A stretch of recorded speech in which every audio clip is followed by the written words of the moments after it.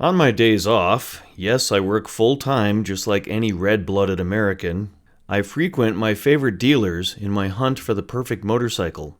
You don't see your dealership on my channel anymore? Well then stop charging reconditioning fees and I might stop by. Ace's Motorcycles in Fort Collins does not charge reconditioning fees. And they sell Harleys. So I support them for free. We have no ad agreements. They also have the largest supply of used bikes in my area. And they are also a Ducati motorcycle and service dealer. Which brings me to this. I'm sure the Desert X kills it off-road, but what's it like on the road? And this is, after all, just a demo ride.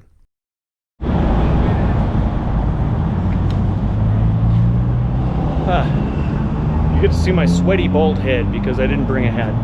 And it's a little bit of a warm day. I think we're probably hitting 75, I don't know. My helmet was a little bit sweaty. But this behind me is the Ducati Desert X. And we're gonna ride it. The Desert X has a 937cc liquid-cooled L-twin engine with a 13-to-1 compression, so you better use premium fuel. The 900cc class is really hot right now because a lot of people don't need the weight of something that weighs more than a liter. It has 110 horsepower and 68 foot-pounds of torque, which is like a Maserati tucked into a little Fiat frame. All that power with a wet weight of just under 500 pounds. And this engine has pull for days. To put that in perspective, picture my Honda NC700X Grey Wolf with 110 horsepower.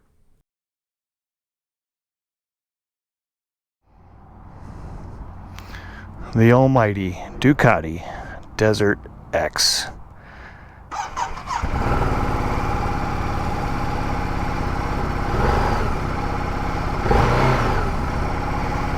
Currently in sport mode. We have an eighth of a tank of gas, a little over. This will be a short run just for a first feel. So far it's gotten 185 miles on this tank if it was reset. Kickstand up. Now I am 5'10" and a half. I have like a 31-inch inseam because I've shrank. I am tiptoeing this bike, much like I do the NC700X though. Okay, front brake. Noticeable dive. Rear brake. Tight rear brake. Yes. What's our gearing like? First gear. Neutral. Neutral was hard. Neutral again. Wow. Okay, neutral's easier to get to if you go to second and one down. Very firm shift. Let's see where our engagement point is. First off, we can adjust it on a little pinwheel. That's odd. There's a little wheel there. Whoa, engagement's right there. Hello. Well, that makes things lovely.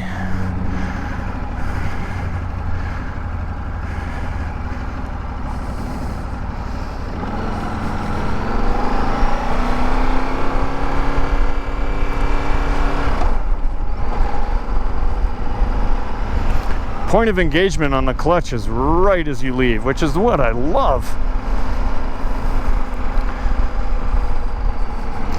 The sound of the bike, which you probably can't hear because I've got a mic inside this helmet, it sounds kind of dry, but Ducatis tend to do that. Whoa, nice pull in second gear, yes.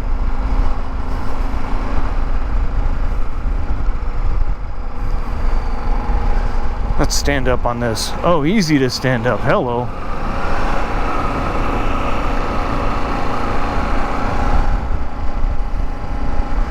The seat is cozy.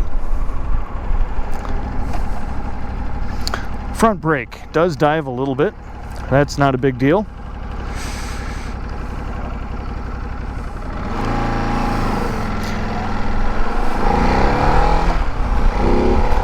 Oh, that pull in second gear. Oh, it's nice. I was not expecting that.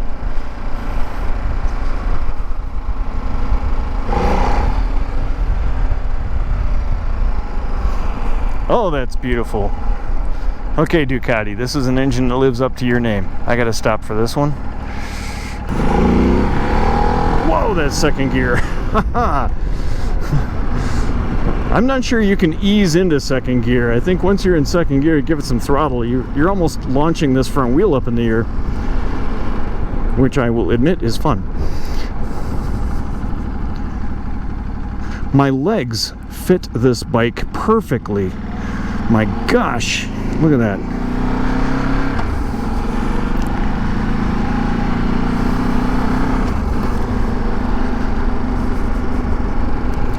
Now I am in sport mode. I wonder if we can shift from that.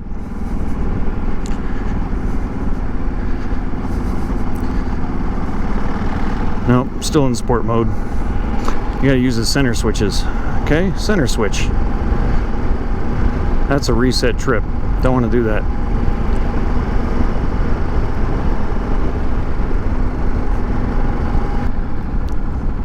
Oh, I'm liking this. This bike is comfortable. And it doesn't feel heavy. Now, my first thought when I saw it was, okay, this bike is going to be, it's going to be tall. It's probably going to be moderately heavy. It is not top heavy. Now, mind you, I only have less than half a tank, but still. I am tiptoeing it. Both toes are holding up the bike on each side. It's not like an Africa Twin that I can't, the Adventure Africa Twin of 2019, I just sat on it. I could not even get it off the ground. I only had 2 toes on 1 foot holding up an Africa Twin. That was not going to work. Getting out here might be fun. I almost did just stall it.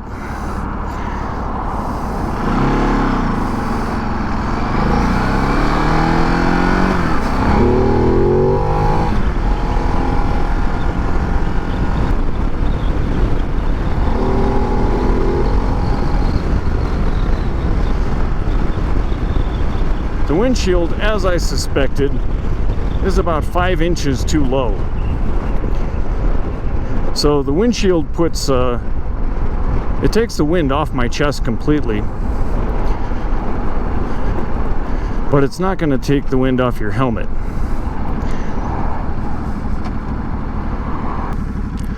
My legs are so close together, standing up. It's like the bike isn't even there.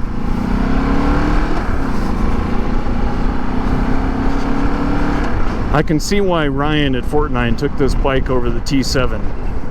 Plus, this bike apparently has cruise control, and the T7 does not. Although it resembles a bit of a dual sport, it has cruise control and ride modes.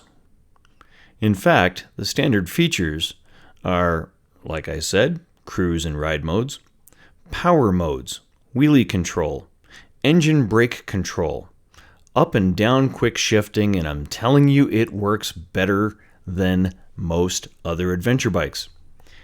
LED lights, daylight running lights, self-canceling turn signals, a USB port, a 12-volt socket, and a steering damper. This rather simple-looking machine contains all that. The sound is typical Ducati, robust, and a little dry throat sounding with some coughs and pops thrown in. Now, other bikes might sound a little more refined, but other bikes also have 30-pound mufflers hanging on them too.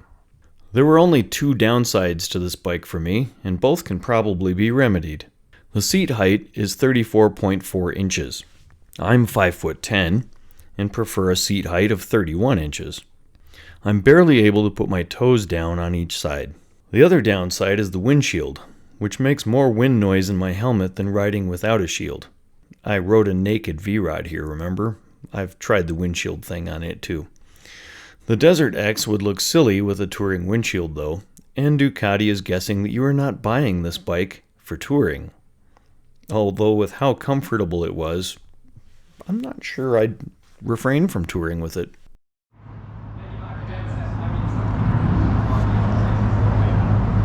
Okay, so here's what we got to do to change gears. To change modes, press and hold the mode button. And now we have options. Now we can go up and down. Touring, wet, enduro mode, rally mode, exit, we're not there yet, urban, sport, exit. Now we're in urban mode. All from right here. Well, there is my initial review. If I rode 60% dirt, I think I would buy this bike. It is a joy to ride.